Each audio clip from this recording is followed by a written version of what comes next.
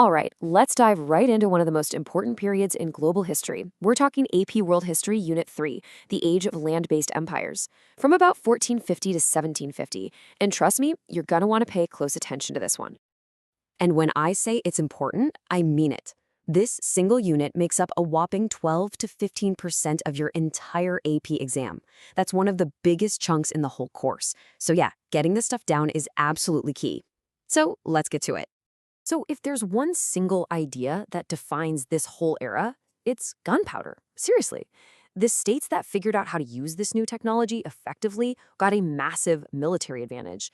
It let them expand, conquer, and basically redraw the entire map of the world. And to make this super easy to follow for your studies, we're going to stick right to the official AP structure. First, we'll look at how these empires got so big. Then, how they actually managed to rule them. After that, we'll touch on the power of belief systems. And finally, we'll put them all side by side to really nail the comparisons. Okay, so first up, how did these empires grow? Well, this whole period kicks off with a literal bang. Empires expanded because they had powerful armies, and the secret ingredient, the game changer, was gunpowder. We're going to focus on four main players here, the ones often called the gunpowder empires. You've got the Ottomans, stretching across the Middle East and into Europe, the Safavids over in Persia, the Mughals in India, and all the way in East Asia, the Manchu-led Qing dynasty in China. And what's so cool is how each one used this new tech.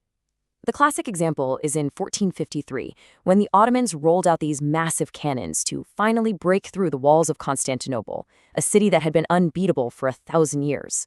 Over in India, a guy named Babur used cannons to defeat an army much, much larger than his own, to start the Mughal Empire. The Safavids and the Qing did the same, building huge armies to carve out their empires. Now, the Qing dynasty in China is a really fascinating case. See, the rulers, the Manchu people, were actually an ethnic minority. They were outsiders who came in and conquered the huge Han Chinese population. This set up a really unique problem for them.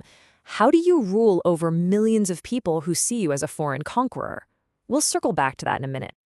So, using guns to conquer territory is one thing, but that brings up the next big question. How do you actually run this massive new empire? I mean, how do you collect taxes, keep people in line, and manage all these different cultures? And honestly, answering that question is what this whole section is about. Because any empire that couldn't figure this out just fell apart. Brute force wasn't enough. You needed a real system, a bureaucracy to hold everything together. The Ottomans had this really unique, kind of intense system called devshirme. They would take Christian boys from the Balkans, convert them to Islam, and train them to be either elite soldiers, the Janissaries, or top-level government administrators. Now, why would they do that? It's simple. These men had no family connections, no ties to the old nobles. Their entire life and career depended on the Sultan, which made them incredibly loyal. And to pay for everything, the Ottomans also used a method called tax farming. Basically, the government would auction off the right to collect taxes in a certain area. The highest bidder paid the government up front, which was great for the state budget, but it also meant that the tax farmer would then try to squeeze every last penny out of the peasants to make a profit. Efficient, but often pretty brutal. Now, other empires did it differently. In Mughal India, they used local Hindu nobles, called zamindars, to collect taxes. This was a smart way to get the local elites on their side. And if we look over in the Americas, the Mexica, you might know them as the Aztecs, they had a tribute system. They basically demanded that conquered territories send them goods, food, and even people. Okay, so you've got a strong army and a solid bureaucracy. But to really make your rule last, you need something more. You need the people to believe you have the right to be in charge. And that's where belief systems, like religion, art, and architecture, become incredibly powerful tools. In Europe, they had this idea called the divine right of kings. The thinking was that kings got their power directly from God. So what does that mean? It means that if you rebel against the king, you're not just committing a crime against the state, you're committing a sin against God himself. That's a pretty powerful way to keep people in line. But religion could also be a major source of conflict.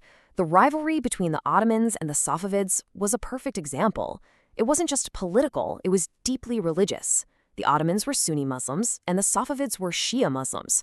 This religious divide fueled constant tension and warfare between them for centuries. And don't forget about art and architecture. This stuff wasn't just for decoration, it was propaganda. The Mughal emperor built the incredible Taj Mahal to project his power and wealth. In France, Louis XIV built the massive Palace of Versailles and basically forced all his nobles to live there with him. A beautiful golden cage to keep them under his thumb. And remember the Manchu emperor in China? He had portraits painted of himself as a perfect Confucian scholar to win over his Han Chinese subjects. All this mixing of cultures could also create brand new ideas. A great example of this happened in the Mughal Empire, where the interactions between Islam and Hinduism helped give rise to Sikhism. It's a syncretic religion, meaning it blends ideas from different traditions. It took the idea of one god from Islam and the concept of reincarnation from Hinduism, all while challenging social structures like the caste system. Okay, now we've reached what is maybe the most important skill for your AP exam, comparison. You have to be able to look at these empires and clearly explain how they were similar and how they were different. It's a huge deal.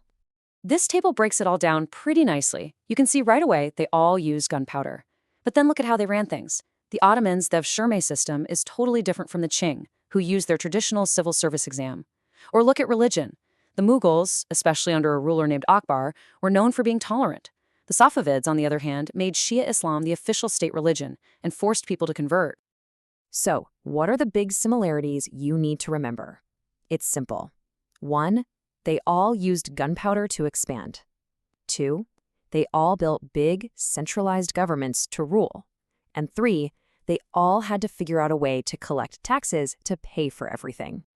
But the differences are where you can really show off your analysis. Think about how they staffed their governments. The Ottomans' Devshirme system is a world away from the Qing's reliance on scholar officers who passed an exam. Or think about how they treated religious minorities. The Mughal tolerance versus the Safavid intolerance, that's a fantastic comparison to make in an essay. Okay, let's bring it all home. We've covered a lot. So what's the one big story of Unit 3 you absolutely have to remember?